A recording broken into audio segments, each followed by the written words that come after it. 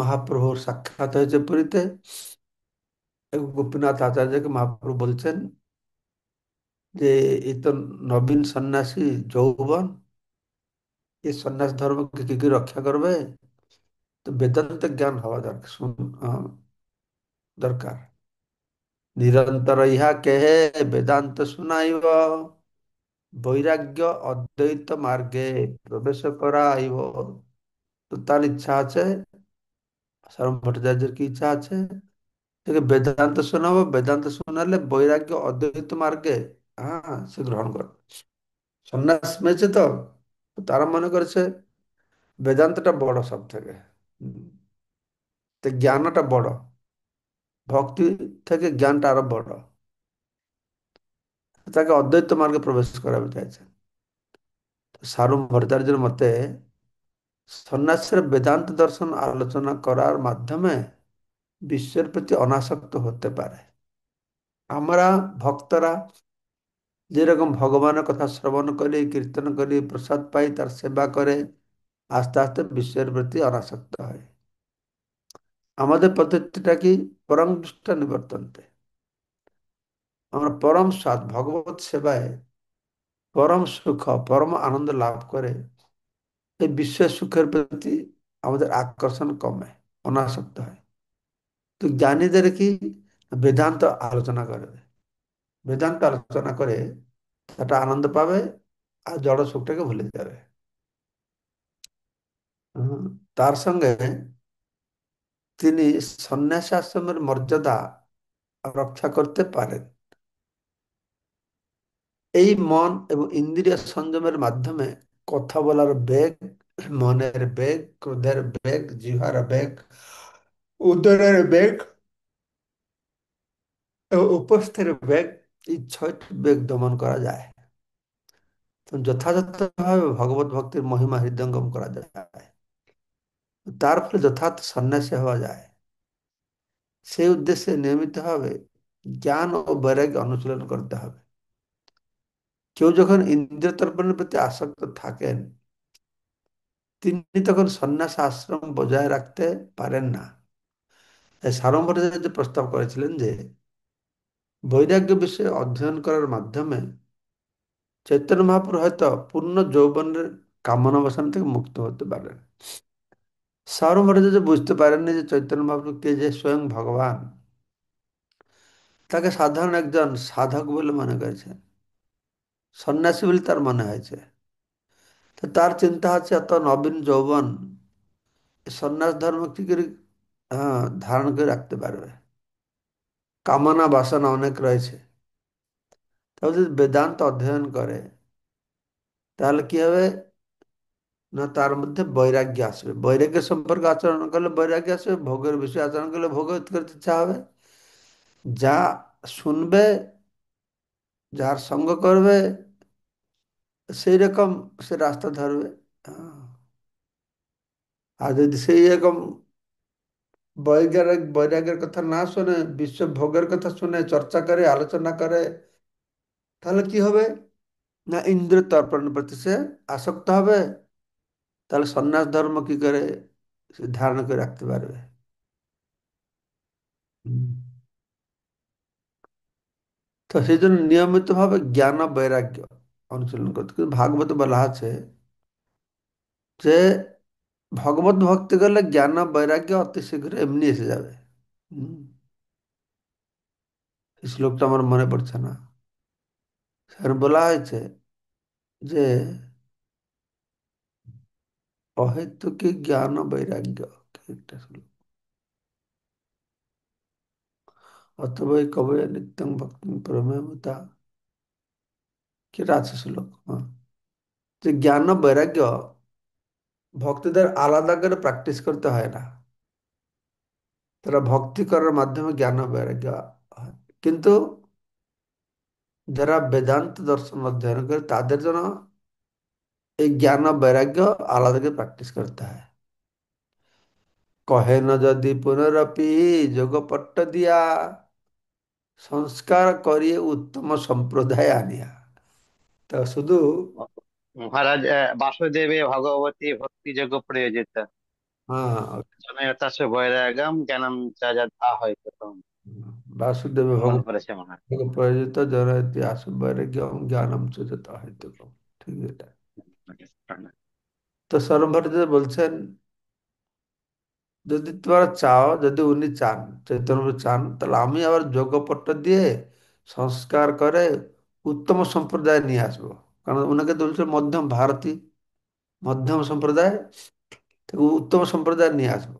তাহলে আমি পুনরায় যোগপট্ট মানে সন্ন্যাসীদের বিশেষ একটা বেশ আছে, সে বেশ দিয়ে তার সংস্কার করিয়ে উত্তম সম্প্রদায় নিয়ে আসবো। এখন তো মধ্যম সম্প্রদায় আছে।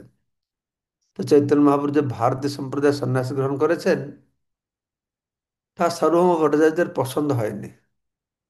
তাই তিনি তাকে সরস্বতী সম্প্রদায়ে অধিষ্ঠিত করতে চেয়েছিলেন। প্রকৃতপক্ষে তিনি চৈতন্য মহাপ্রভু পরিচয় জানতেন না। পরমেশ্বর ভগবান রূপে শ্রী চৈতন্য মহাপ্রভু উচ্চ বা নিম্ন সম্প্রদায়ের উপর নির্ভরশীল ছিলেন না। এটা আমরা আগে আলোচনা করেছি। আর গোপীনাথ আচার্য ওনাকে বলেছে, তারপরে ওনার মাথায় ঢোকে না। আহ, যখন উনি বললেন, শুনেছেন কেশব ভারতের শিষ্য বলছিল, "ও ভারতে সব মধ্যম, এটা মধ্যম, ওগুলো তো অপেক্ষা করে না, মধ্যম উত্তম এসব অপেক্ষা করে না, এ তার ঊর্ধ্বে।" তবুও সর্বর্জা চাইছেন তাকে নতুন করে পড়াবে। পরমেশ্বর ভগবান সর্বাবস্থাতে পরম স্তরে থাকেন। তিনি উত্তম মধ্যম কনিষ্ঠ নয়, পরম হ্যাঁ, চতুর্থ স্তরে থাকেন। দেখুন, ভাগবত কথা বলছে, তো গোপীনাথ তো মুকুন্দকে সঙ্গে করে নিয়ে গেছিলেন শ্রবণভট্টের সঙ্গে কথা বলতে। তো কথা শুনে, শুনি গোপীনাথ মুকুন্দ দুহে দুঃখী হইলা, গোপীনাথ আচার্য কিছু কহিতে লাগিলা। তো তারা দুজন খুব দুঃখী হয়েছে। শোনো, গোপীনাথ আচার্য বলতেছে আর সহ্য করতে পারে না, এরকম সার্বভৌমদের কথা শুনে তার আর সহ্য হয় না। বলা শুরু করেছে, ভট্টাচার্য তুমি ইহার না জানো মহিমা, ভগবত লক্ষণের ইহাতেই সীমা। তুমি বলছো ওকে পটবস্ত্র দিয়ে উত্তম সন্ন্যাসী করাবে, উত্তম সম্প্রদায়ের অন্তর্ভুক্ত করাবে। তো ভট্টাচার্য মশাই, আপনি চৈতন্য মহাপ্রভুর মহিমা জানেন না। পরমেশ্বর ভগবানের যত লক্ষণ আছে এর মধ্যে সর্বথা বিরাজমান, সব কিছুর মধ্যে রয়েছে। হুম। ব্যাপার হচ্ছে সারম ভট্টাচার্য তো নির্বিশেষবাদী ছিলেন, শঙ্করপন্থী ছিলেন। তাই নির্বিশেষে ব্রহ্মজ্যোতির অতীত পরম তত্ত্ব সম্বন্ধে তার কোনো ধারণাই ছিল না। চৈতন্য যে ভগবান, সে কি বুঝবে ভগবান, ভগবান লক্ষণ কি কি ব্যাপার জানে না তো। কারণ ভগবান তো ব্রহ্মজ্যোতির ওপারে। আর ব্রহ্ম, এই জ্ঞানীরা, অদ্বৈতবাদীরা, নির্বিশেষবাদীরা, এদের দৃষ্টি তো ব্রহ্মজ্যোতির ওপারে পৌঁছাতে পারে না। বৈকুণ্ঠ, ভগবান, তার মধ্যে ভগবান, তার লীলা, এসে তো ব্রহ্মজ্যোতিকে ভেদ করলে তবে তো দেখবে। কিন্তু নির্বিশেষবাদী এরা দেখতে পারবে না, তো তার কোনো ধারণাই নেই। শুধু ভক্তদের আছে, প্রেমাঞ্জন ছুরিত ভক্তি বিলোচনে না। এদের তো ভক্তি নেই, এরা কি করে বুঝবে। হুম। কিন্তু গোপীনাথ আচার্য তাকে বলেছিলেন যে শ্রী চৈতন্য মহাপ্রভু হচ্ছেন পরমেশ্বর ভগবান। ভাগবতে প্রথম স্কন্ধের 2য় অধ্যায় 11 নম্বর শ্লোকে বিশ্লেষণ করে বলা হয়েছে, যারা তত্ত্ববেতা তারা পরম তত্ত্বকে 3টি সংজ্ঞায় সংজ্ঞিত করেন। ভাগবতের কথা বদন্তি তত্ত্ববিদস্তত্ত্বম চ জ্ঞানম অদ্বয়ম ব্রহ্মেতি परमात्मा ইতি ভগবান ইতি শব্দতে। 3 প্রকার বলা হয়েছে পরতত্ত্ব বস্তুকে। হ্যাঁ, 3 ভাগে বর্ণনা করা হয়েছে। যারা তত্ত্ববিদ তারা এই অদ্বয় পরম তত্ত্বকে ব্রহ্ম, পরমাত্মা, ভগবান এই 3টি সংজ্ঞায় সংজ্ঞিত করেছেন। অদ্বয় সত্য বস্তু, ব্রহ্মেতি परमात्मा ইতি ভগবান ইতি শব্দতে। পরমেশ্বর ভগবান তিনি হচ্ছেন ষড় ঐশ্বর্যপূর্ণ। তো গোপীনাথ আচার্য সার্বভৌম ভট্টাচার্যকে বলেছিলেন যে এই ছয়টি ঐশ্বর্যই পূর্ণরূপে চৈতন্য মহাপ্রভুর মধ্যে বিরাজমান, বিদ্যমান। তো ভগবানের কথাই এরা বেশি জানে না, ভগবানের ষড় ঐশ্বর্য কথা জানে না। তো পরাশর মুনি তো বলে দিয়েছেন ভগবান কাকে বলা হবে, ঐশ্বর্য সমগ্র বীর্য যশস্বী জ্ঞান বৈরাগ্য সব সনাঙ্গ ভগবতিঙ্গ না। আর নিরাকার ব্রহ্মের মধ্যে এগুলো আছে, এই তো নির্বিশেষ, তার মধ্যে এগুলো থাকবে না। মায়াবাদী, নির্বিশেষবাদী, নিরাকারবাদী, তাতে বলে নির্গুণ। এখান থেকে ষড়ৈশ্বর্যপূর্ণ বলা আছে। হ্যাঁ, ঐশ্বর্য থাকবে, ঐশ্বর্য সব বীর্য থাকবে, যশ থাকবে, সৌন্দর্য থাকবে, হ্যাঁ, বৈরাগ্য থাকবে, সৌন্দর্য থাকবে, সে নিরাকার হবে কি করে? বুঝতে পারছো? এই পরমেশ্বর ভগবান হচ্ছেন ষড়ৈশ্বর্যপূর্ণ। আর এই সমস্ত ঐশ্বর্য চৈতন্য মহাপ্রভুর মধ্যে বিরাজমান করছে। তাহাতে বিখ্যাত ইহ পরম ঈশ্বর, অজ্ঞস্থানে কিছু নয় বিজ্ঞানের গোচর। তো গোপীনাথ আচার্য বললেন শ্রী চৈতন্য মহাপ্রভু পরমেশ্বর রূপে বিখ্যাত। তাহাতে বিখ্যাত ইহ পরম ঈশ্বর, কেননা ভগবানের সমস্ত গুণ ইনার মধ্যে লক্ষণ দেখা যায়। যারা অজ্ঞ তাদের পক্ষে এই তত্ত্বজ্ঞান উপলব্ধি করা কঠিন। অজ্ঞ স্থানে কিছু নয় বিজ্ঞানের গোচর। তো এটা তারা বুঝতে পারবে না। শিষ্যগণ কহে ঈশ্বর কহ কোন প্রমাণে, আচার্য কহে বিজ্ঞমত ঈশ্বর লক্ষণে। এবং আলোচনা আরম্ভ হল। স্বামী ভট্টাচার্য শিষ্যরা ছিল সেখানে। তো শিষ্যরা বলছে তুমি একে ঈশ্বর বলছো, কি প্রমাণ এটা ঈশ্বর? তো আচার্য বলছেন বিজ্ঞমত ঈশ্বর লক্ষণ। হুম। তো তার শিষ্যরা বলছে কোন প্রমাণে আপনি চৈতন্য মহাপ্রভুকে পরমেশ্বর ভগবান বলছেন?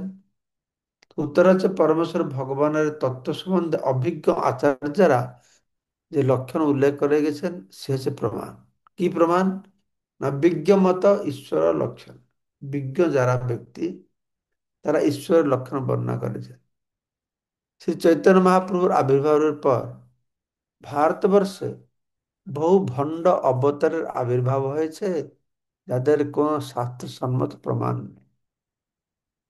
মানে ভারতবর্ষে, বেঙ্গলে, বাংলাদেশে কত ভগবান, লোকের অত সরল, অত সরল, আসল ভগবানকে ছেড়ে এই ভণ্ড ভগবান যারা কুকর্ম করে, কুকর্ম ধরা পড়ে, জেলেও যায়, তবুও তাদেরকে ভগবান বলে তারা পূজা করে থাকে।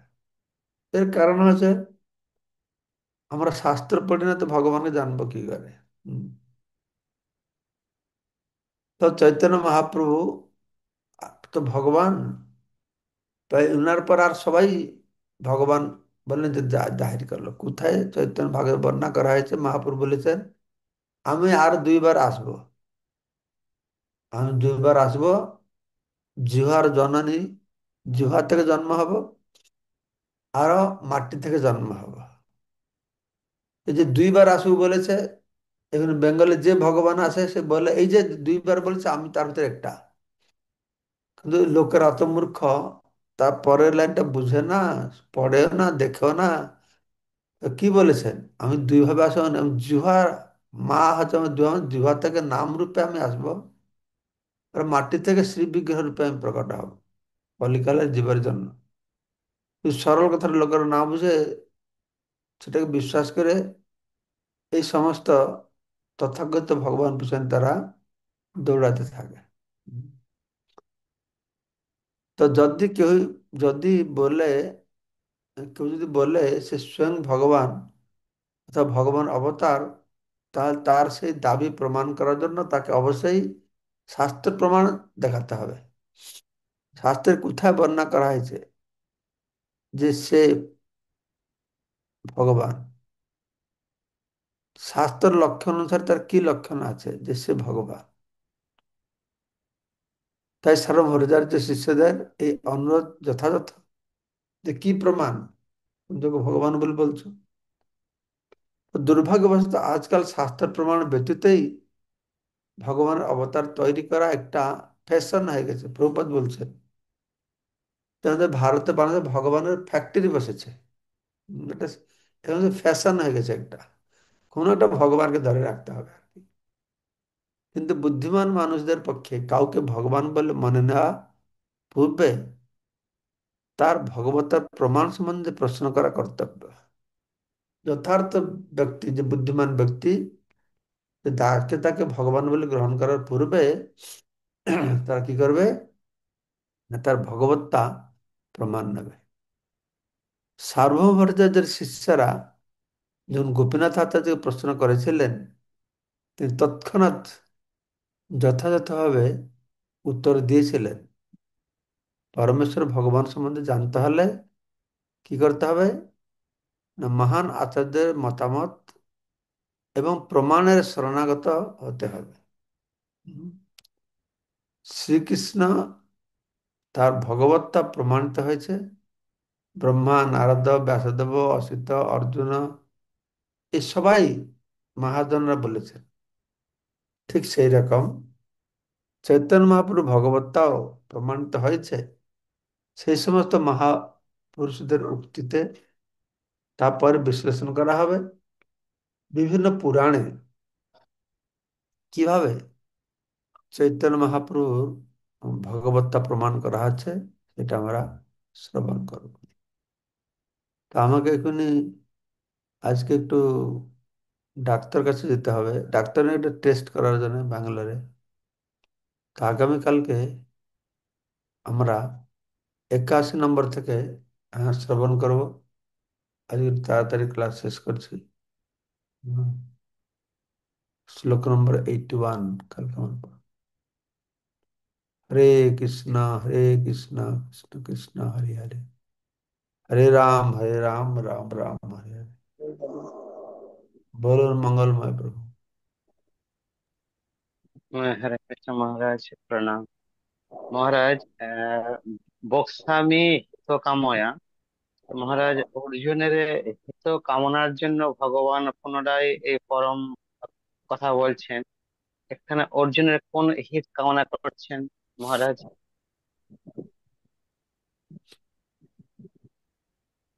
অর্জুনের হিত কি লাগে, সে তো অলরেডি হিত, ভগবান কাছে বসে আছে, তার হিত হয় না। আমাদের হিত কামনা করছেন। আমাদের হিতটা কি, আমরা ভববন্ধন থেকে মুক্তি লাভ করে যেন তার চরণ কমলে ফিরে যেতে পারি। এই জন্য তার ভগবত্তাকে তিনি ভালোভাবে পুঙ্খানুপুঙ্খে বর্ণনা করছেন। ঠিক আছে। আর মহারাজ, এখানে নমে বিদু সুরগণা, দেবতারা সকাম ভক্ত বুঝতে পারে না, কিন্তু নমে মহর্ষয়, মহর্ষিরাও মহারাজ বুঝতে পারবে না। আমরা বেদব্যাসকে মহর্ষি বেদব্যাস বলি যে মহারাজ।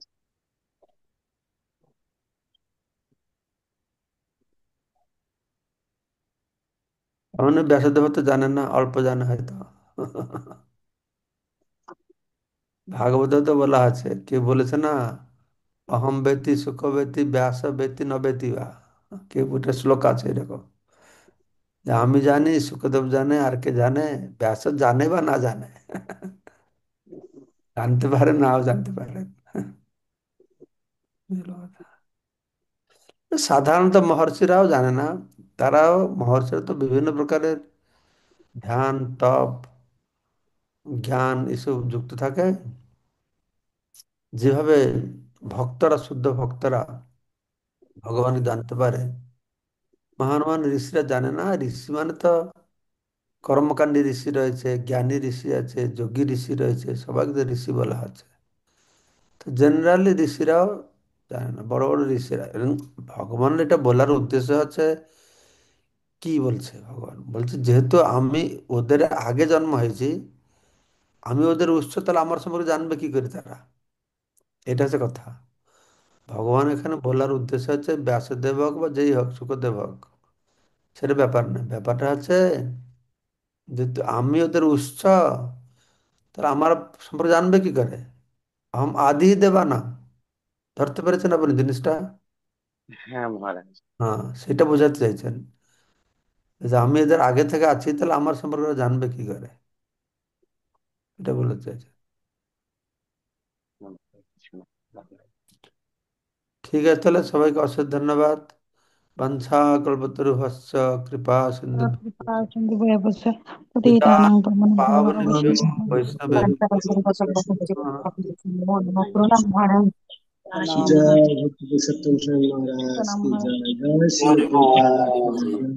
श्री कृष्ण चैतन्य चैतन्य प्रकाश की जय। जय। शरण समस्त कटि भक्त वृंद मंगल की जय। जय जय। हरि बोल। श्री श्री राधा हरे माधव हरे, गोविंद विष्णु। हरे राम हरे राम, राम राम हरे हरे हरे। कृष्ण कृष्ण हरे कृष्ण हरे कृष्ण हरे तो हरे हरे राम सकाल हरे सवार जय हो। राम। সকল ভক্ত